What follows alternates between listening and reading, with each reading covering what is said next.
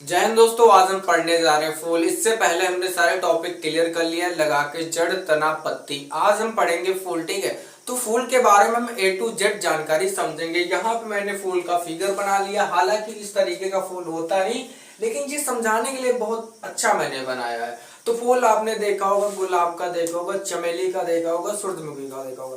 तो फूल आपने कई तरीके के देखे होंगे, ठीक है। तो उन सारे फूलों को हम आज अध्ययन करेंगे, ठीक है। तो हम पहले छोटे मोटे क्वेश्चन समझ लेते फूल के बारे में क्या क्या पूछ सकता है, ठीक है। तो पहला क्वेश्चन ये आपसे पूछता है कि फूलों का अध्ययन क्या कहलाता है। फूलों का अध्ययन एंथोलॉजी कहलाता है। यहाँ पे मैंने शॉर्ट में लिखा, जब मैं आपको पीडीएफ अपलोड करूंगा तो वहां पे आपको सारी चीजें दे दूंगा। देखिए बात ये होती, जो लोग जो डिपार्टमेंट में कार्य करते हैं उनका कार्य अलग अलग होता है। जो फूलों का अध्ययन करते हैं उन्हें हम एंथोलॉजी कहते हैं। जो दांतों का अध्ययन करते होते हैं हम दंत चिकित्सक कहते हैं। तो इस तरीके से जो लोग कार्य करते हैं जिस डिपार्टमेंट, उसको हम अलग नाम दे देते हैं। जैसे मैं पढ़ाता हूँ तो लोग मुझे क्या टीचर कहते हैं। तो वैसे जो लोग फूलों का अध्ययन करते हैं उन्हें हम एंथोलॉजी कहते हैं। ये पहला क्वेश्चन क्लियर होगा। दूसरा क्वेश्चन ये पूछता है कि फूल है क्या। तो फूल ये पौधे का जनन अंग है। जनन का मतलब होता है कि अपने जैसी संतान पैदा करना। हम लोग क्या करते हैं, हम लोग अपनी जैसी संतान पैदा करते हैं। तो फूल कोई संतान थोड़ी ना पैदा करेगा, फूल के बाद क्या बनेगा, फल बनेगा। तो फूल क्या है, पौधे का जनन अंग है, ठीक है। वो क्या करेगा, फल का निर्माण करेगा। और क्वेश्चन यही ये भी पूछ सकता है, फूल का जो है मुख्य कार्य क्या होता है, तो फल का निर्माण करना। फूल क्या करेगा, फल का निर्माण करेगा। तो फूलों का अध्ययन एंथोलॉजी कहलाता है। फूल है क्या, तो पौधे का जनन अंग है। फूल का मुख्य कार्य क्या है, फल का निर्माण करना। अब ये तीन क्वेश्चन थे आपके छोटे छोटे। अब हम समझ लेते हैं फूल के बारे में, ठीक। टाइप्स ऑफ फ्लावर अभी हम थोड़ा बाद में समझेंगे, पहले हम इधर समझ लेते हैं, ठीक है। ये मान लीजिए एक नॉर्मल सा फूल है, ठीक। हालांकि आप विभिन्न कलर के फूल देख रहे होंगे यहाँ पे, ठीक है, वो मैंने दिखा दिया है। अब इसके बारे में समझ लेते हैं, ठीक। इसके कुछ पार्ट समझ लेते हैं जो अलग से होते हैं, ठीक है। अब ये वाला फूल देख रहे हैं जो हम पकड़ते हैं, जिससे हम लड़की को ये प्रपोज करते हैं देकर, ठीक है। तो जो पकड़ने वाला भाग है इसे हम बोलते हैं वृंत। क्या बोलते हैं, इसे हम बोलते हैं वृंत, ठीक है। ये वाला भाग क्या कहलाता है, वृंत। और वृंत के बारे में कोई ज्यादा खास नहीं होती, ये अलग से चीजें होती है, ठीक है। तो जिसे हम पकड़ के लड़की को प्रपोज कर रहे हैं वो क्या है, हमारा वृंत है, ठीक है। अब वृंत के ऊपर हल्का से आप ये देखेंगे तो ये क्या, कलिया सी लटकी हुई पत्ती के टाइप में, ठीक। हालांकि आप वर्जिनल फिगर देख लीजिए, जो आपको ग्रीन वाला भाग दिख रहा है, ठीक है। ये क्या कहलाता है, बाह्य दलपुंज कहलाता है, ठीक है। जो ये क्या करता है, फूलों को ढका रहता है, ठीक है। जब फूल देखेंगे खिला नहीं होता है, तो उससे पहले क्या होता है, ये जो ग्रीन वाला भाग है ये फूल को ढके रहता है, ताकि उसमें अंदर कोई कीड़ा वीड़ा ना लगे। बाद में जब फूल खिलता है तो अच्छा दिखता है। अगर वो पहले से अगर ये कली ना ढके, ठीक है, तो अंदर खराब हो जाए, कीड़ा लगेगा, फिर वो उतनी सुंदरता नहीं रहेगी। हालांकि आपने कुछ फूलों को देखा होगा तो देखने में कुछ बहुत ही अच्छे लगते हैं और कुछ बहुत ही खराब लगते हैं, ठीक है। तो ये बाह्य दलपुंज क्या करता है, फूलों को ढका रहता है। अब यहाँ पे आप देख रहे होंगे, यहाँ पे मैंने ग्रीन कलर किया है लेकिन आपको काला दिख रहा होगा, ये होता है पुष्पासन। जहां पे पुष्पासन का मतलब ये समझो होता क्या, जहां पे पुष्प बैठा है उसे हम बोलते हैं पुष्पासन, यानी कि पुष्प प्लस आसन, यानी कि जो पुष्प का आसन है उसे हम बोलते हैं पुष्पासन। ये सारी चीज मैं क्यों पढ़ा रहा हूँ, ये अभी यहाँ पे तो काम आने वाले नहीं है, लेकिन ये आपको सारे पार्ट पता होने चाहिए, ठीक है। पुष्पासन क्या होता है, ये जब आगे जब मैं फल पढ़ाऊंगा ना, तब वहां पे आपको डिटेल से पुष्पासन का मतलब समझेगा कि इसकी क्या भूमिका होती है फूल में, ठीक है। तो जो हम पकड़ के लड़की को प्रपोज कर रहे हैं वो क्या कहलाता है, वृंत। जो साइड साइड से हरी कलियां निकली होती है, ठीक है, जो फूल को ढके रहती है उसे हम बोलते हैं बाह्य दलपुंज। ये वाला भाग देख रहे हैं इसे हम बोलते हैं पुष्पासन, ठीक है। ये तीन चीजें हो गई, इसे हम यहाँ पे लिख देते हैं, ठीक है। अबे भाई लिखा जा, पुष्पासन, ठीक। ये भाग कौन सा हमारा कहलाता है, पुष्पासन कहलाता है। अब ये अंडे अंडे से कोई मतलब नहीं, अब आगे समझो, ठीक है। अब ये वाला जो भाग देख रहे हैं ये होता है दलपुंज। ये वाला जो लटक जाता है नीचे, ये क्या होता है, कुछ दिन के बाद सड़के गिर भी जाता है, इसे हम बाह्य दलपुंज बोलते हैं। अब ये ऊपर वाला भाग होता है दलपुंज। ये दलपुंज का जो फूल का रंग होता है वो दलपुंज पर डिपेंड करता है। आपने देखा होगा कि किसी का दलपुंज कैसा है, लाल है, पीला है, नीला है, हरा है। तो मैं सारे कलर के फूल इधर साइड में दिखा रहा हूँ। अब जो दलपुंज है सबका कलर अलग अलग है, तो फूल का रंग किस पे डिपेंड करता है, दलपुंज पे डिपेंड करता है। तो क्वेश्चन ये भी पूछ सकता है कि फूलों का रंग किस पर निर्भर करता है, तो दलपुंज पर निर्भर करता है, ठीक है। तो दलपुंज आपके अलग अलग कलर के होते हैं, ठीक है, हरा, पीला, नीला, जो भी हो, ठीक है। अब दलपुंज को एक और हम नाम देते हैं जिसे हम बोलते हैं पेटल। पेटल क्या होता है ये चीज समझो। पेटल यहाँ पे आप फिगर में देख रहे हैं, जो दलपुंज का एक पार्ट होता है। जैसे आपने लड़की को प्रपोज किया, अब भाई लड़की ने एक्सेप्ट नहीं किया तो क्या हो जाता है, लड़का उदास हो जाता है, भाई सैड हो जाता है। तो उसका फूल का जो है एक एक पत्ती जो है तोड़ तोड़ के बाहर डालता रहता है, उसे हम बोलते हैं पेटल। तो दलपुंज के एक भाग को हम क्या कहते हैं, पेटल कहते हैं। ठीक है, यहां तक समझ में आ गया। फिगर में आपने देख लिया, जो एक एक भाग दिख रहा है हल्का हल्का पत्ती वाला, उसे हम बोलते हैं पेटल।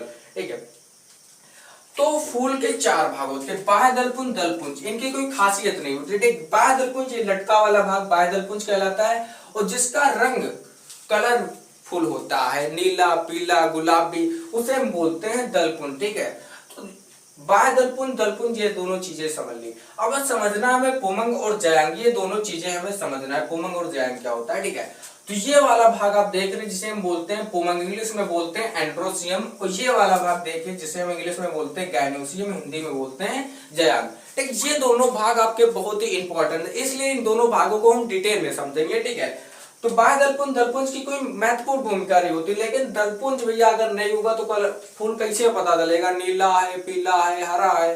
तो दलपुंज भी इंपॉर्टेंट है, लेकिन जो मेन इंपॉर्टेंट इसके बाद जो क्लास होने वाला है परागण निषेचन, उसकी भूमिका पुमंग और जयांग है। तो पुमंग और जयांग को दोनों हम एकदम डिटेल से समझेंगे डीप में जाके। ठीक है, तो यहाँ से आपने सारी चीजें समझ लिया, फूलों का अध्ययन, एंथोलॉजी, फूल क्या है, ये पौधे का जनन है, मुख्य कार्य क्या है, फल का निर्माण करना। फूल चार प्रकार के होते हैं, बाह्य दलपुंज, दलपुंज, पुमंग और जयांग। इंग्लिश में बोले कैलेक्स, करोला, एंड्रोसियम, गैनोसियम। ठीक है, ये चार भाग होते हैं। यहाँ पे समझ लिया, जिसको पकड़े हमने वो क्या कहलाया, वृंत। जहां पे पुष्प बैठा उसे हम बोलते हैं पुष्पासन, जो हरी हरी कलियां नीचे लटक के कुछ दिन के बाद सड़ के गिर जाते उसे हम बोलते हैं बाह्य दलपुंज। ठीक है, दलपुंज का रंग मतलब फूल का रंग दलपुंज पे डिपेंड करता है। ये सारी चीजें समझ ली।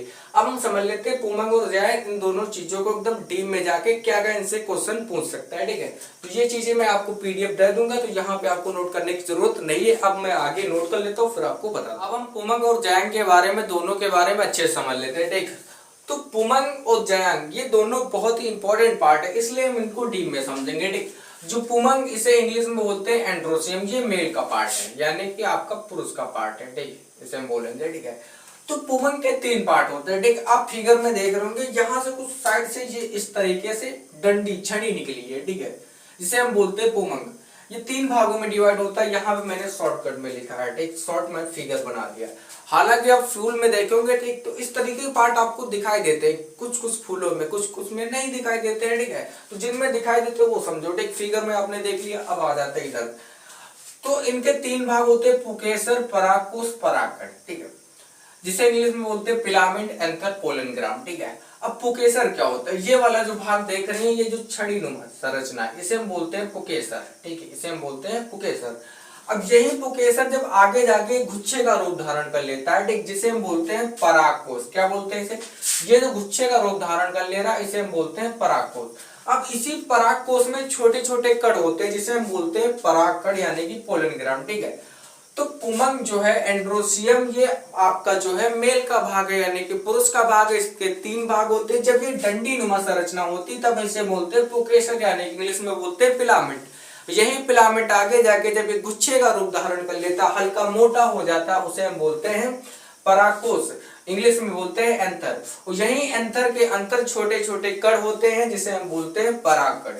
अब ये परागकण की क्या भूमिका होती है, जब मैं परागण और निषेचन पढ़ाऊंगा तब वहां पे आपको समझ में आएगा। ठीक है, तो पुमंग के आपने तीन भाग देखे, उसी तरीके से जयांग के भी तीन भाग होते हैं। उसे जयांग को इंग्लिश में बोलते हैं गाइनोसियम। ठीक है, तो इसके भी तीन भाग होते हैं। हालांकि ये जो संरचना है ये हर फूलों में होती है। ये संरचना नहीं होगी तो परागण निषेचन कैसे होगा, वो भले ही ना आपको दिखाई पड़े। इसलिए मैंने इस तरीके का फिगर बनाया ताकि आपको सारी चीजें समझ में आए, क्या होता है पुमंग, क्या होता है जयांग, किस डिजाइन में होता है। ठीक है, तो ये सारी चीजें आपको पता चल गई। अब हम जयांग के तीनों भागों को समझ लेते हैं। अंडाशय, वर्तिका, वर्तिकाग्र क्या होता है। तो अंडाशय क्या होता है, क्या होता है वर्तिका और वर्तिकाग्र, इन चीजों को समझेंगे। तो अंडाशय जो सबसे नीचे वाला भाग होता है, यहाँ पे आप देख रहे हैं कुछ अंडे पाए जा रहे हैं। फूल में तीन ही अंडे होते हैं, लेकिन परागकण से परागकण तो बहुत सारे निकल के आते हैं। अब वो मैं कल की क्लास में आपको बताऊंगा कितने अंदर एंट्री करते हैं, अंदर दो एंट्री करते हैं। ठीक, एक जाके क्या बनाएगा, क्या किससे संलयन करके क्या बनाता है, वो सारी चीजें मैं परागण निषेचन में बताऊंगा। ठीक है, तो जहां पे अंडे पाए जाते हैं उसे हम अंडाशय बोलते हैं, इंग्लिश में बोलते हैं ओवरी। ठीक है, तो ये वाला भाग क्या कहलाता है, ये नीचे वाला भाग इतना, ये अंडाशय कहलाता है। ठीक है, क्या कहलाता है, अंडाशय। अब यहीं पे ये वाला भाग है जो हल्का ऊपर से हल्का ये जहां पे कर्व टाइप का बना हुआ मुड़ा हुआ, जिसे हम बोलते हैं वर्तिका, यानी कि इंग्लिश में बोले स्टाइल।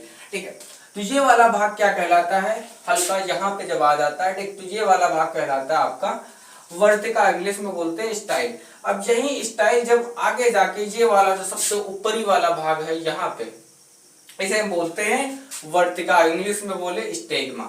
तो जया के हमने 3 भाग देखे, अंडाशय, वर्तिका, वर्तिका। जहां पे अंडे पाए जाते हैं वहां पे क्या होता है, अंडाशय होता है। यही अंडाशय के ऊपर थोड़ा वर्तिकाग होता है, वर्तिका होता है, वर्तिकाग पे क्या होता है, निषेचन होता है। ठीक है, परागकर का कहाँ वर्तिकाग तक पहुंचना क्या परागण कहलाता है, निषेचन तो यहाँ पे संपन्न होगा। ठीक, परागण यहाँ पे होगा। ठीक है, तो परागण निषेचन हम कल की क्लास में समझ लेंगे। ठीक है, अब यहाँ पे मैंने कुछ चीजें आपको अच्छे से एकदम बता दिया है। फूल के बारे में इतना ही सारी चीजें समझना है, फूल के पार्ट आपको A to Z समझना है।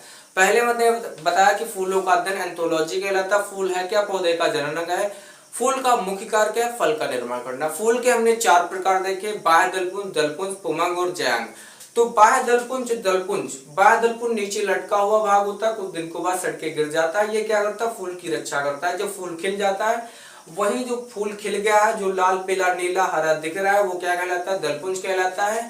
फूल का रंग दलपुंज पर निर्भर करता है। ठीक है, फिर ये चीजें समझ लिया। फिर आ जाते हैं पुमंग और जयांग। ये दोनों बहुत ही इंपॉर्टेंट पार्ट है, क्योंकि इनका निषेचन और परागण इसी से संपन्न होगा। ठीक है, तो ये दोनों डीप में हमने समझा। पुमंग के 3 भाग होते हैं, पुकेसर, परागकोश, परागकण। जयांग के 3 भाग होते हैं, अंडाशय, वर्तिका, वर्तिका। ठीक है, अब फूल के बारे में कोई जानकारी नहीं लेंगे। ठीक है, इतना ही फूल के बारे में समझना है। अब परागण निषेचन कल की क्लास में बात करेंगे। ठीक है, तो फूल के बारे में सारे आपको A to Z पार्ट पता होने चाहिए, क्योंकि फूल एक बहुत इंपॉर्टेंट क्वेश्चन है। एक बार क्वेश्चन पूछा था परागकण में क्या होते हैं, नहीं परागकोश में कौ होते हैं, तो परागकोश में भी क्या होते हैं, कण होते हैं। ठीक है, तो क्वेश्चन ऐसे घुमा फिरा के पूछ सकता है। ठीक है, इस बार शायद 9th हाई स्कूल वाले पेपर में आया था, इस बार नहीं आया था, शायद मैंने कोई शॉर्ट हल कराया था, उसमें शायद था कि परागकोश में क्या होते हैं, परागकण होते हैं। भाई ज्यादा कुछ डिफिकल्ट ये सारी चीजें नहीं होती, बस आपको पता होनी चाहिए कि ये चीज हमें पढ़ना है। अब ये चीजें आप फालतू समझ के इग्नोर कर देते हैं, और यही चीज आगे काम आती है। भाई छोटे छोटे क्वेश्चन आपसे पूछ देता है, वो समझता है कि इन चीजों ने तुमने इग्नोर कर दिया इनको, लेकिन क्वेश्चन यहीं से पूछ लेता है, उठा लेता है। तो इन चीजों को आपको सारी चीजें पता होनी चाहिए। भाई आपने पेड़ उठाया, पेड़ के बारे में मैंने जड़ पढ़ाया, तना पढ़ाया, पत्ती पढ़ाया, फूल पढ़ाया। अब फूल के बाद में परागण निषेचन पढ़ाऊंगा, निषेचन के बाद में फल पढ़ाऊंगा, फल के बाद बचे या बीज पढ़ा दूंगा। फिर पौधे में जितने हार्मोन्स होते हैं, साइटोकाइनिन, जिबरेलिन, ये सारी बता दूंगा। कौन होते हैं, वृद्धि प्रवर्धक, वृद्धि रोधक, ये सारी चीजें बता दूंगा। तो पेड़ के बारे में आपको A to Z जानकारी हो जाएगी, तो आपको कोई दिक्कत ना हो पेड़ से रिलेटेड में। ठीक है, सारे क्वेश्चन क्लियर हो जाएंगे। तो आज की क्लास में इतना ही। फूल के बारे में आपने इतनी सारी चीजें समझ लिया। ठीक है, फूल के बारे में कोई दिक्कत नहीं होनी चाहिए। अब कल की क्लास में परागण निषेचन आपको बता दूंगा। तब तक के लिए जय हिंद।